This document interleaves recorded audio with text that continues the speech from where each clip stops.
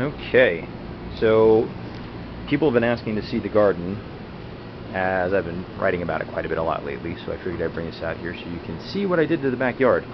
So this is pretty much where all the garbage winds up in our apartment building. And I put in some bamboo stakes, which you can kind of make out. Some more butterflies. And I had a bunch of other things planted here, but the squash has more or less come to dominate. So this is butternut squash, and they've already taken one or two off of this one, and I actually cut this one back significantly. And you can see it's coming back around here.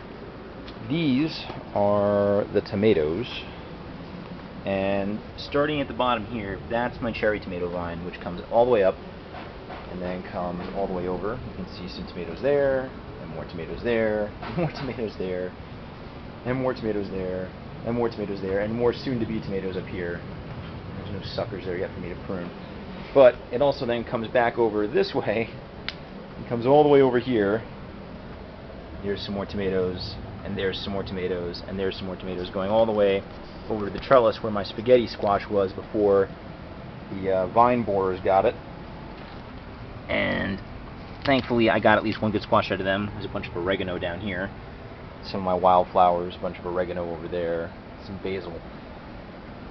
There is, on this stake, a brandywine tomato, which just did not do very well. I've got my one brandywine tomato coming in, and there's a third stem coming off of those cherry tomatoes, going all the way back and down and under into here, underneath all those squash. So that's one squash plant hanging out over here.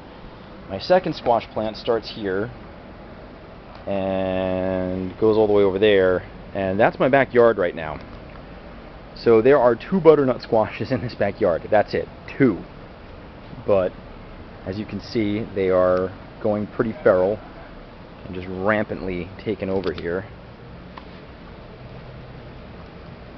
And these are all male flowers, you can see on the plant that's taking up over there over the rhododendrons. I'm going to have to trim it back or it's going to go and conquer the rhododendrons. And if you're wondering how they're doing, we definitely have more than a couple great big squash coming in here. You got to kind of get underneath all the leaf cover, but you can see them. We've got lots of squash. And then my squash continues to go around the corner back here, where I had to chop out all these vines. Now this space back here is what I'm going to use next year. The plan is this gets a lot more direct sunlight during the day once I trim back some of these mulberry trees back here. I'll lay down planks or pavers or something, and I'm going to put my tomatoes in buckets back here, and I can build a little trellis for them so that way those indeterminate vines have a place to go. I think what I'll do is where the trellises are now, I'm going to move them to where the tomatoes are on the back end of that. I'm going to build raised beds. So that way the raised beds can be where I put more herbs or sunflowers or actual plants to attract bees.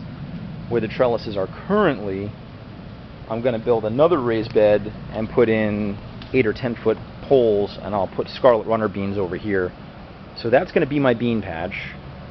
That will be flowers and herbs, and around the corner will be where I put all my tomatoes. This corner where they've done so well with the one squash, I may put a wooden bucket like a planter and just take the bottom out of it so it can drain, and plant some kind of French pumpkin or something just to let that run out along the yard and do its thing. But yeah, that's how my tomatoes are doing so far. Oh, and down here's the beefsteak that I mentioned. You can see I've got a lot of tomatoes on him, but it's very bushy and very low to the ground, and all my efforts to try to bring it up are, well, they're not as successful as I'd like. But you can see the amount of string and twine I've had to run between all these bamboo poles and stakes to try to keep these things upright and give them room to grow. Okay, signing off.